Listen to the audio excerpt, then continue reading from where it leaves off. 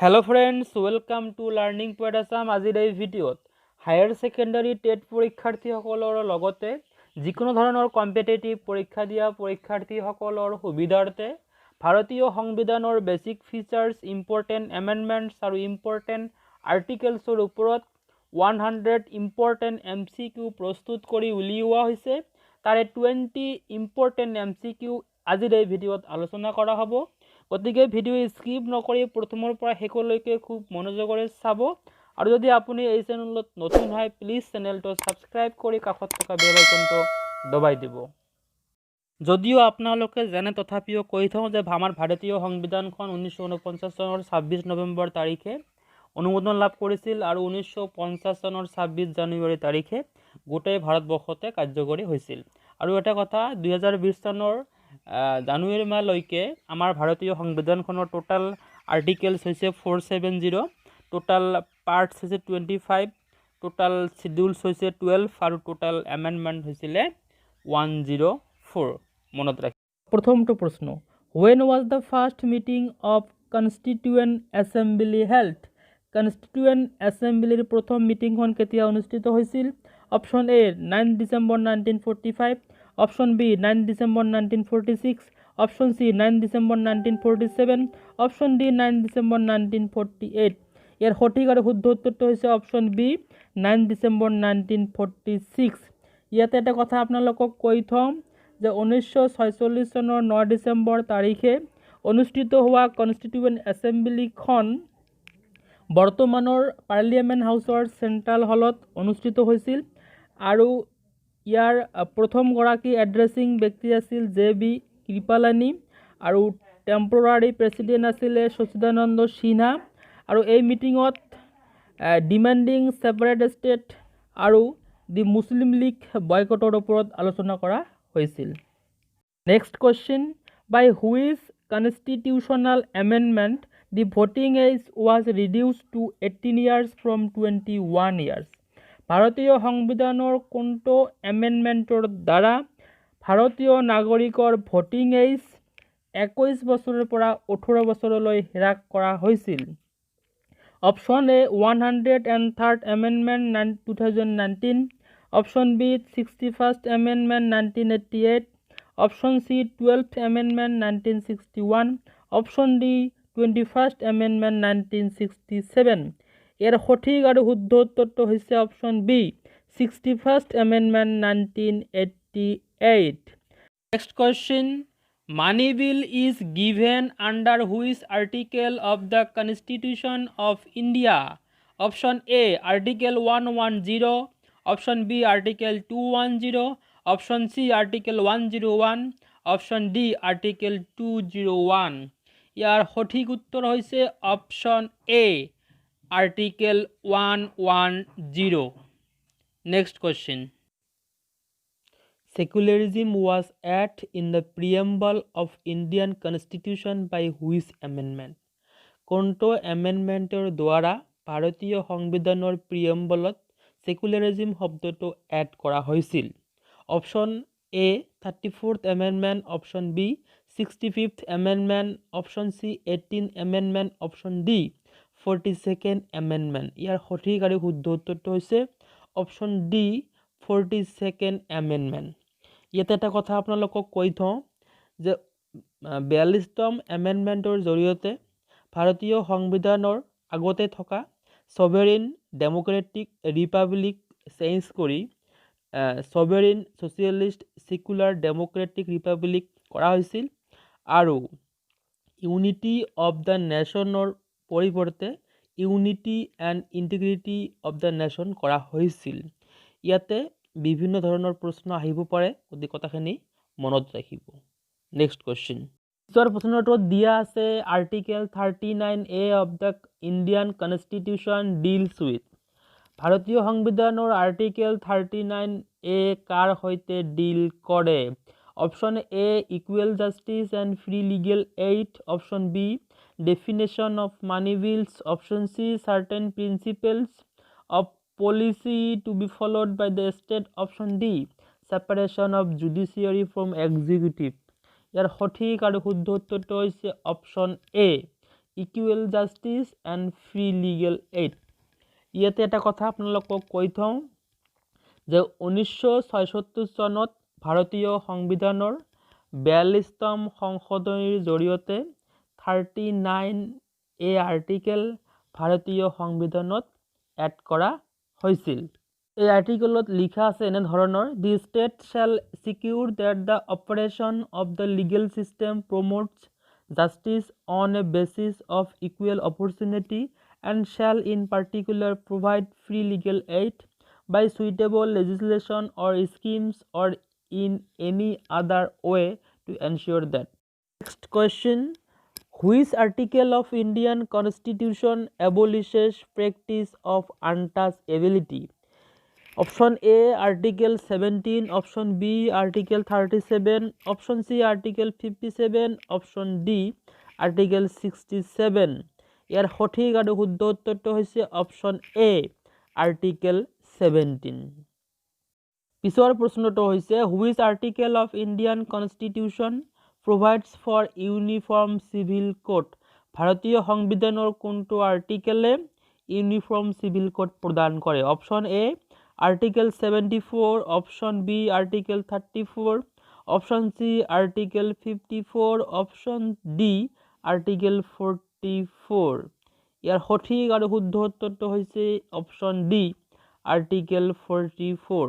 ভাৰতীয় সংবিধানৰ 44 আৰ্টিকেলে কি কৰে?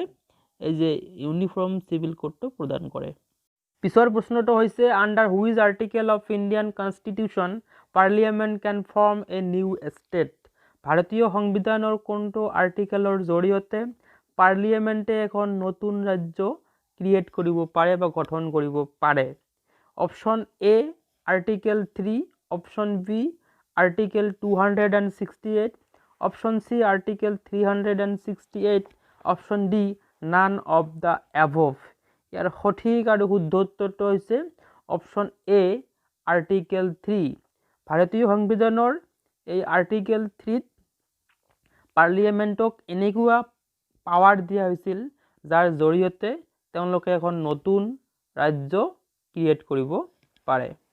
পিছৰ প্ৰশ্নটো হৈছে, under article 338A of Indian constitution there shall be a commission known as? ভাৰতীয় সংবিধানৰ আৰ্টিকেল নাম্বাৰ 338A এটা কমিশ্যনৰ বিষয়ে উল্লেখ আছে, তাৰ নাম কি? Option A, national commission for women, option B, national commission for scheduled tribes অৰ্থাৎ ST, option C, national commission for SC বা scheduled caste, option D, national commission for OBC। ইয়াৰ সঠিক আৰু শুদ্ধ উত্তৰটো হৈছে option B, national commission for ST বা scheduled tribes. Next question, who was the last to sign the constitution of India? Option A, BR Ambedkar, option B, Rajendra Prasad, option C, Feroze Gandhi, option D, C, Rajagopalachari. ইয়াৰ সঠিক আৰু শুদ্ধ উত্তৰটো হৈছে option C, Feroze Gandhi. Next question, an interpretation of the constitution of India is based on the spirit of? Option A, fundamental duties, option B, fundamental rights, option C, federal system, option D, preamble. ইয়াৰ সঠিক উত্তৰটো হৈছে option D, preamble. Question, the Constituent Assembly was set according to the proposals of?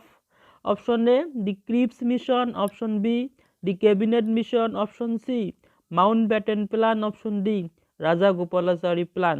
এর সঠিক উত্তরটা হচ্ছে option B, the Cabinet Mission.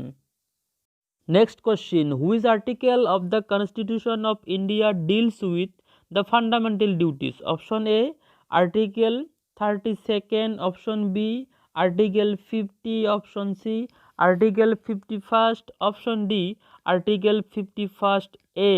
ইয়ার সঠিক উত্তরটা হচ্ছে আর্টিকেল 51A। ভারতীয় সংবিধানৰ 51A অনুচ্ছেদত ভাৰতীয় নাগৰিকৰ মৌলিক কৰ্তব্যসমূহৰ বিষয়ে উল্লেখ আছে। Next question, the fundamental duties in the Constitution of India were adopted from?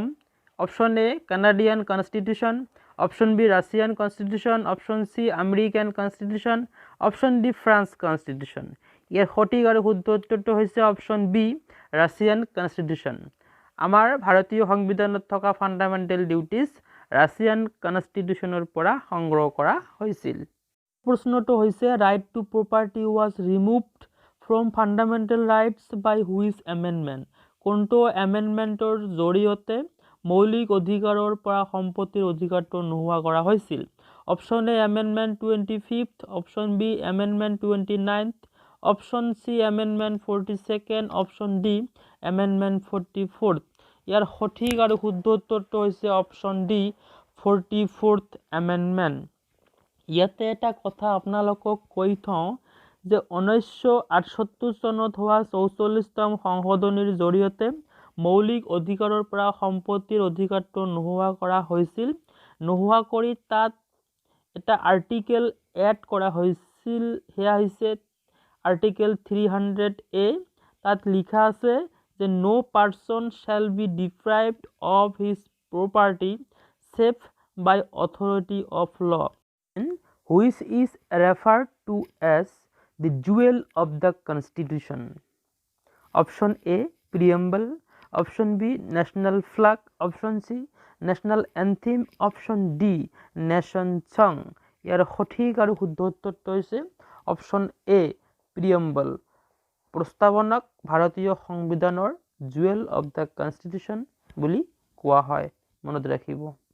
Next কুৱেশ্যনটো হৈছে the constitution of India is option A rigid, option B flexible, option C combination of rigidity and flexibility, option D neither rigidity nor flexibility. ইয়াৰ সঠিক আৰু শুদ্ধ উত্তৰটো হৈছে option C combination of rigidity and flexibility. পিছৰ প্ৰশ্নটো হৈছে the procedure for amending the Constitution of India is option A rigid, option B flexible, option C partly rigid and flexible, option D none of the above. ইয়াৰ সঠিক আৰু শুদ্ধ উত্তৰটো হৈছে option C partly rigid and flexible. Next প্ৰশ্নটো হৈছে election to the local government bodies are made mandatory by which article? Option A article 62, option B article 63, option C article 72, option D article 73.